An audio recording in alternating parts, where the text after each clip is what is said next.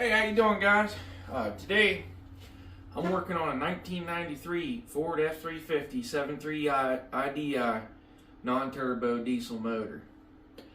Got a few things going on with it. First of all, it doesn't start. The whole original problem that I chased down was that it was throwing air back out the intake, me when the valve were sticking.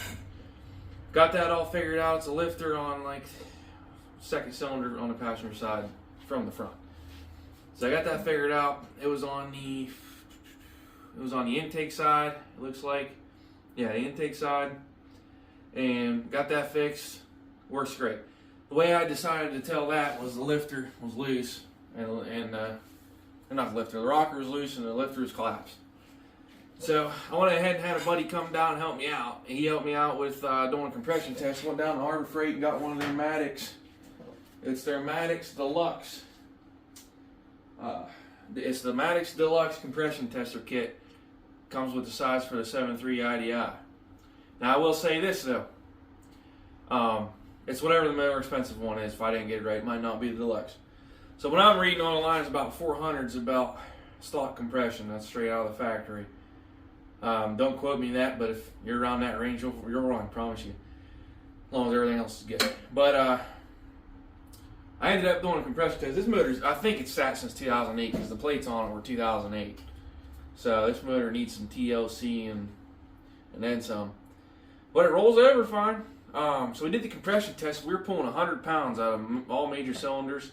Our intake leakage back out the intake was fine. And everything was great in that aspect. So we came up with the idea that maybe the piston rings were froze up. So what I got going on now, guys, is I got some transmission fluid going down the injector bore holes. If you guys don't know much about motors, I'll help you out every day. I got no problem helping you as much as I can. You know, I got nothing going on during the day for the most part. I'm a disabled veteran, so I do what I can, kind of thing.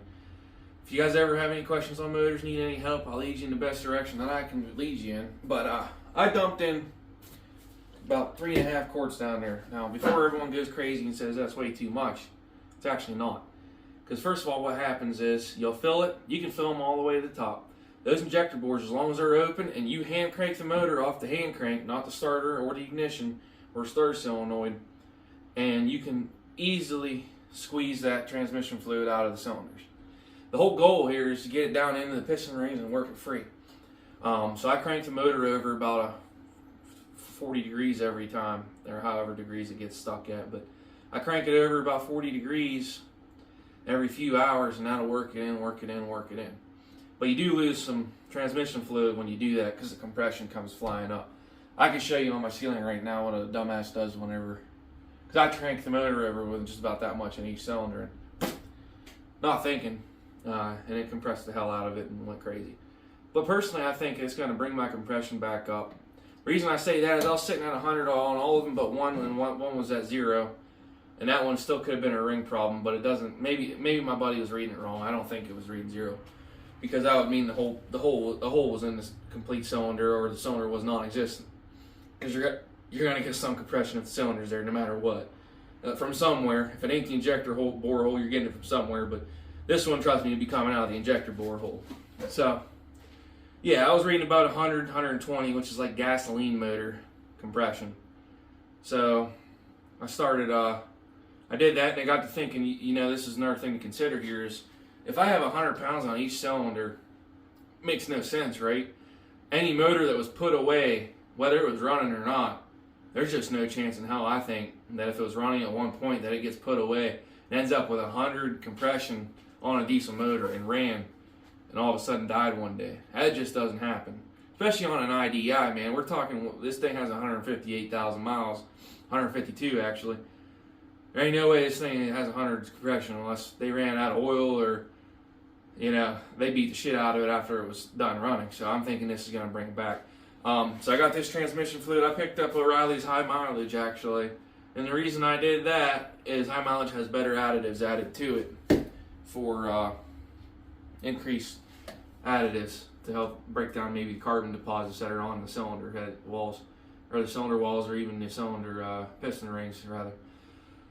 I noticed there's a lot of, I took the heads off, right? And then I checked those, reseated the valves, all that, just to verify everything was great.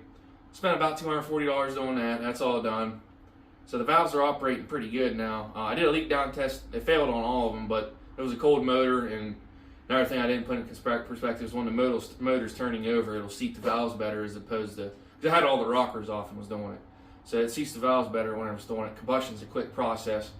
You know, I'm not sure on that one 100%. I'm new to that, so don't quote me on that. But I think those are going to be okay. So yeah, that's where I'm at. I'm going to get that done. And then if the oil compression turns out right, put it back together, slap it back together, and get the fueling figured out, and this thing will run. I plan on giving you guys an update. I want to do the compression video, and I want to show you the compression readings and stuff, and where they're sitting at. I'm probably going to do those tomorrow morning, because this would be 24 hours, or 12 hours today, and then 24 tonight. So that'd be about 36 hours, 32 hours, or 31 hours worth of sitting and bathing in that transmission fluid. I don't think any of it seeped past the rings much. So that tells me I'm getting a pretty good seal. The reason I say that is because when I filled them, most of them were clear to the top. Not all of them, because I didn't fill them evenly, and I didn't fill all of them up too clearly to the top. So I'm thinking it's going to be okay. And I can pull the dipstick, drop it down in, and see if there's any transmission fluid in it. Might be hard to tell because fluids will mix and the color will change, but just joking with you. But yeah, I think everything's gonna turn out fine here. I'll let you guys know what I find out. It'll probably be tomorrow sometime. I'm gonna post this video tonight just to get it out here. But like I said, if that doesn't work, I'm gonna try engine restore. If that doesn't work, I'm pretty much done. I don't think it's even necessary to try the engine restore. I got a spare motor for it sitting down at my buddy's house. So I'm going to flop that back in there. But my goal here is I might start posting videos on this too. Because I'm starting an excavation business, okay? I've had a business in the past, and I had an old truck. 2004 Cat C15 Western Star 4300. Went clear across the country with that bad boy, man, and I made some good money. I was an owner-operator. Started out as an owner-operator at 22 years old, I believe, 22 years old I started out as an owner-operator. And I'm trying to get back into doing my business because it's just so much better being your own boss. For one, you set your own hours. That can be detrimental or advantageous. Two, you make probably 4 times the money as a regular employee would. Maybe probably about 3 times the money, depending on if you're just a one-man operation or not. If you're a one-man operation, you're probably making 3 times the money as a standard employee, roughly. Depends on your work ethic, if you're working every day and this, that, and the other. I also used to always do my own mechanics. So I'm out in the garage at 3 in the morning and fixing the junk because I don't take it to a shop. I don't do that with everything. If I got money in the bank, I'll send it to the shop just so it's done easy, quick, in the right way, and there's no grievances. But yeah, folks, it's me getting started with my business. I want to show you guys how I get going on some excavation here. Yep, I'll show you guys how to operate probably, and I'll show you guys how to dig ditches, and I want to provide a good base on YouTube on teaching people for free. I think that's the best thing ever. You save your money from college when you can do it at YouTube. So I'm going to give you guys a little quick shot on the one side because I don't feel like moving the camera of this truck. You'll see how big of a piece of junk it is, but it's actually in good shape for the year. It's just sad. It's got a lot of mold or mildew buildup. So this is what I got going on. It's a pretty good truck. I mean, surprisingly. It's a cabin chassis, F350, 158, 5-speed, 4-wheel drive with a hydraulic PTO. So it's a good dump truck candidate. And I plan on making it one. And if I do, that'll be really good because I'm starting that excavation. I can haul probably 2 ton, 3 ton in the bed and probably another 7. Now about 6, 5, yeah, 10, 15, 12, about 6 or 7 ton, rather. 6 or 7 ton on the rear, so I'm looking pretty good.